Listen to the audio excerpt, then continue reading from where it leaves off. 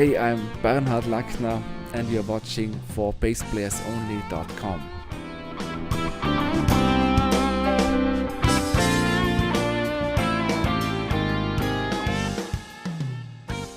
Hi everyone, John Liebman here. You're watching for bassplayersonly.com. Coming to you on location from Markneukirchen, Germany with our old friend Bernhard Lackner. How are you, Bernhard? John, how are you, my friend? I'm doing great. It's great to get together with you. The last interview we did was a text interview. It wasn't one of these cool video interviews like we're doing now.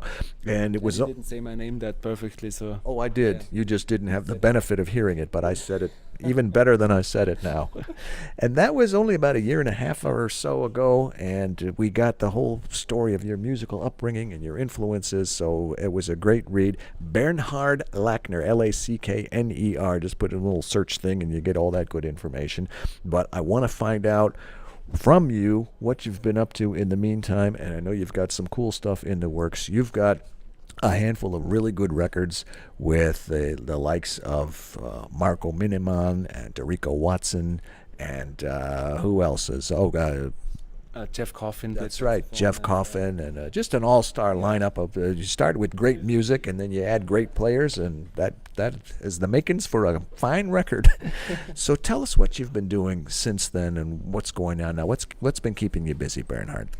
Well, my last album came out 3 years ago. Is it that long? Yeah. 3 years. Time for another one. Exactly. I'm actually right now recording a new one. We have already 2 songs recorded, which is not that much, but I have all the compositions done, and slowly but surely will record the whole thing. I'm hoping to release it maybe a year from now or something like that. Okay. Can you tell us any of the side men or side women, the side musicians that are on there? Yeah, actually it's all men. There's one woman, a great singer from Germany. Her name is Annalena Menschel. She's an old friend of mine, and she will double the melodies. So it's not like vocal music. She will just, I wanted to have that. I did that same thing on my last album. She doubled basically the melodies, so you have that sound of the voice, but no lyrics. Okay. And so she will be part of it again.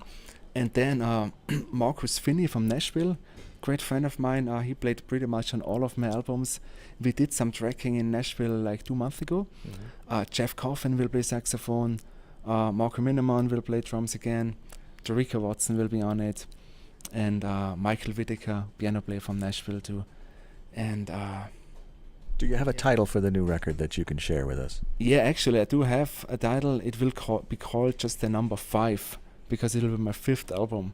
Maybe I call it 5, which is 5 in German. With the Ü, with the letter, with the U. The umlaut? Exactly, yeah. So you have some new German, vocabulary to learn. There you go. Yeah.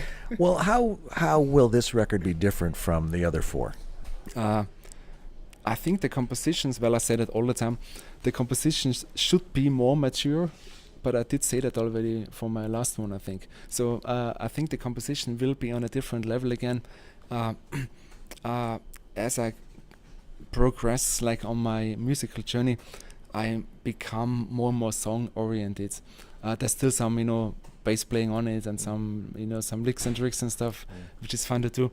But I'm all about the music now, really. So I try to just capture emotional moments and write a song out of them.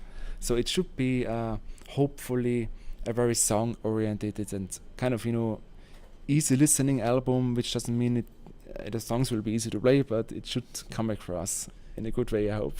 Easy on the ears. Yeah, exactly. Okay. Tell me about your equipment. Well, I joined Ibanez guitars, or bass guitars, 2 years ago, which I think we mentioned already in our written interview. So I have an Ibanez PTP, which is my main instrument, a 6-string bass, and then for sideman work I use a Grooveline 5-string. Then I use Aguilar amps. I have a few amps, the TB750, which is the big one. It's very loud, so if there's a loud drummer, I need a loud amp, And then we have a contest going back and forth to see who can out loud the other. Exactly. With the TB750, I always win. So bass power. Exactly right. All right. And I use the Tonehammer 500 for bass clinics and Aguilar. smaller stuff. Exactly, Aguilar.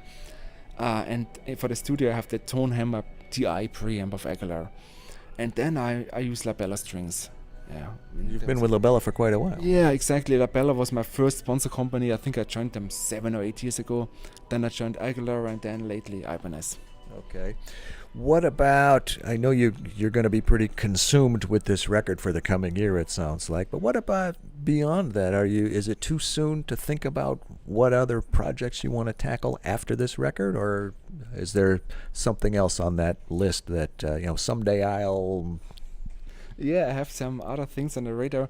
In terms of live projects, I have 2 things coming up in springtime.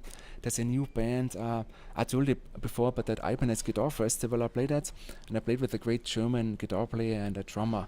Drummer's name is Felix Lehrmann, and the guitar player is Nico Schliemann.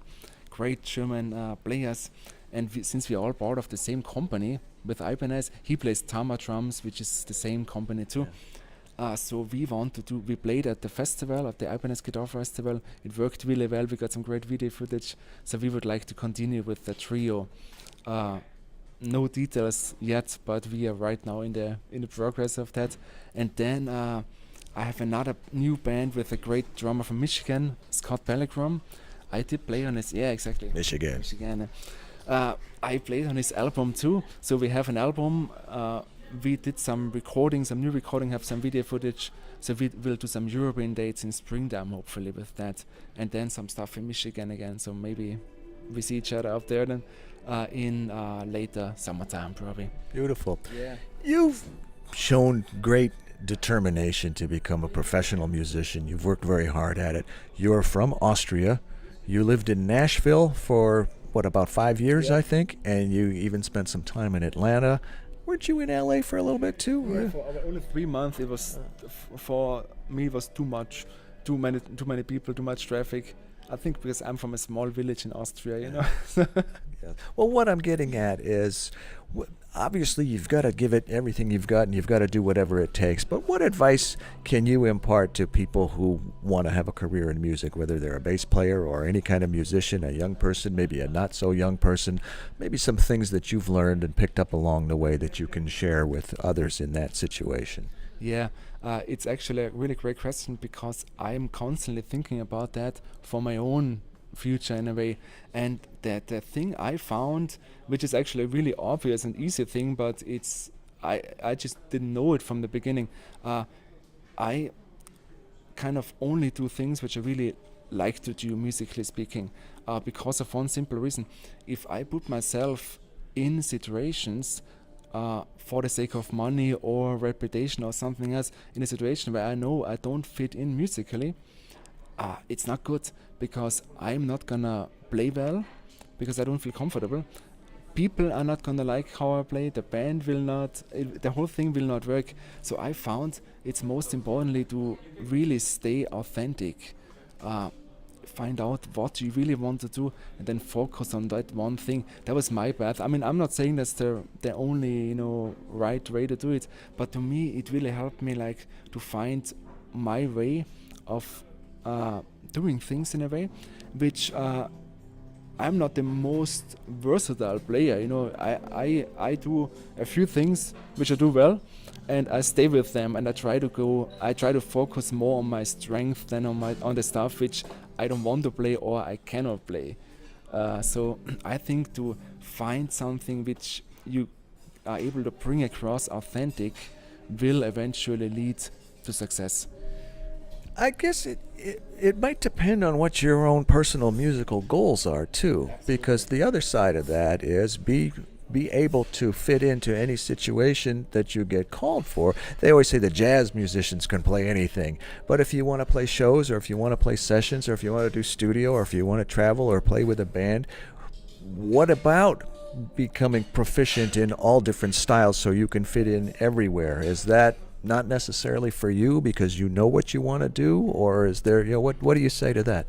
That's the second option. So I made the decision, I think when I was 18 or 19 or maybe 20 or something like that. I want to do my own thing, and I started to compose at a pretty early age too. I think one of the songs on my new albums, that the foundational ideas I created when I was 16 or so, I didn't have the the methods and the concepts like to create a song out of that idea. So I did it like 10 or 15 years later. But so I decided to go that route because I thought that is an authentic thing for me to do. The thing you mentioned is absolutely correct, and that's, I think, a decision you have to make at some point. Do you want to become a player who fits in a lot of situations, or do you want to be more like an individual player? Or it surely is possible to do both too. There are some people who are pulling it off, but it's really hard because as you do your own thing, you dedicated so much time into that. If you want to become more like a sideman player, you have to dedicate the time totally differently. You have to like work on different skills in a way, and you have to build like a big network like in a music city. And so those are really the two options. Whatever option you choose, I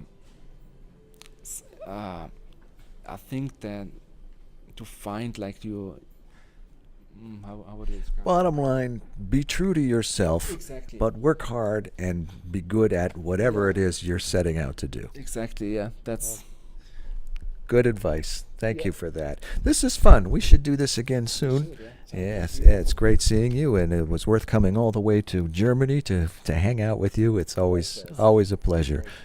With our good friend Bernhard Lackner from Markneukirchen, Germany, on location. I am John Liebman. You're watching for BassPlayersOnly.com.